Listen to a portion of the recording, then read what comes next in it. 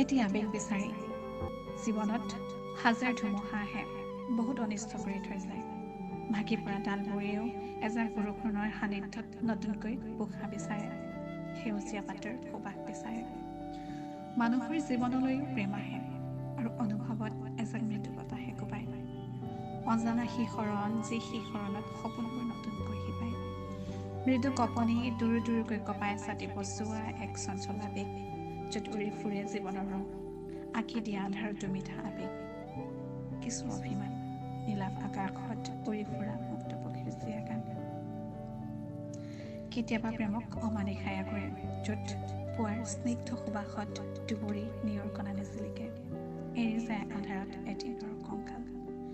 নাই তাত মিঠা আবেগ কিংবা প্ৰেমৰ সুবাস, মন শৰীৰ সকলো অচেতন। আমি জানো আন্ধাৰ হোৱাৰ পিছত পোহৰ হ'বই। প্ৰতিটো বেদনা বুকুত কঢ়িয়াই আগুৱাই যাবলৈ বহুত কষ্ট, হয়তো সীমাহীন যন্ত্ৰণা, য'ত খোজবোৰ থমকি ৰয়, যদিও কিছু আবেগৰ সান্নিধ্য বিচাৰে।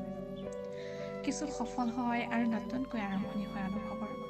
হয়তো আপুনি ভাবিব সেয়া দ্বিতীয় প্ৰেম, নাজানো কি নাম দিব নতুন আবেগক, নতুনকৈ ফুলিব খোজা জীৱনৰ ফুলবোৰক।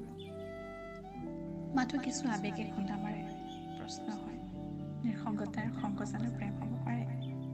মই বুকুত হাত থৈ সুধিলোঁ, কিছু আবেগে চিকিয়াই ক'লে, মইতো নাজানো। মাথো নিজক সুধি চোৱা, মনক বহুবাৰ বিচাৰিলোঁ, পালোঁ। আকৌ সুধিলোঁ, মনে ক'লে নিঃসংগতাৰ সংগী প্ৰেমৰ নাম হ'ব নোৱাৰে, কিন্তু জীৱন আগুৱাবলৈ যাত্ৰাৰ সহযাত্ৰী নিশ্চয় হ'ব পাৰে। হয়তো প্ৰেম চাগে এনেকুৱাই,